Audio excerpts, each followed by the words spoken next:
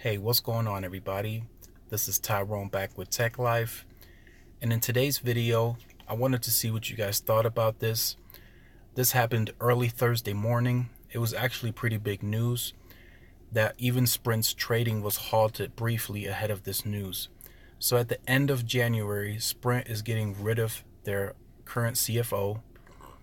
Now, in my opinion, he has already done a good job with the cost cutting. He's brought Sprint back to profitability.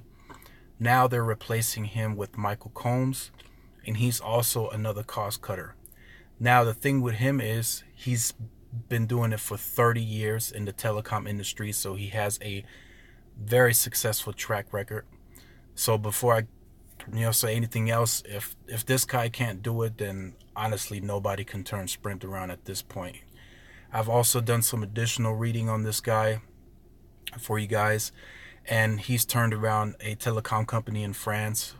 He's turned around Alcatel-Lucent, which is a network provider for Sprint as well, as far as the network equipment.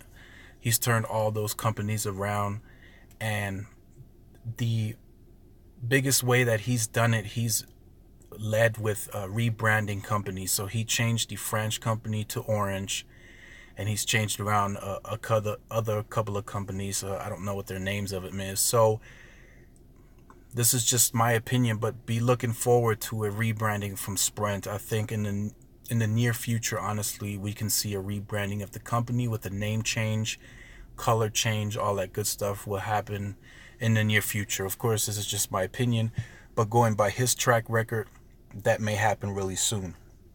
Now, another thing that a lot of people are panicking about is that the current CFO was already a very, very high cost cutter. Now, if this guy cuts any more, now people are saying, is he going to cut the initial higher investment on the network that Sprint wants to make? So I think on that part, I think Marcelo will intercept him and say, we can cut costs elsewhere, but we got to invest this money on this network, because that came from him at the conference, if you guys remember, that he wants to spend even higher than 5 to 6 billion in the coming years. So I don't think that will be lower, but I think other cost measures will be cut, and even more drastically than they already are.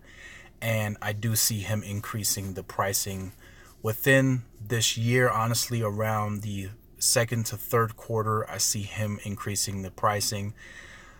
Again, it was raised by $10 in the last quarter, and then he will increase it again. This has already been talked about. The current CFO was going to do this as well, but they will still remain cheaper than the competition from what everyone has said so far. So a lot of people have been messaging me asking why this took place. I personally think it was part of that Altice deal. This guy's coming from Altice, the company that Sprint made a partnership with that's going to provide backhaul and small cells.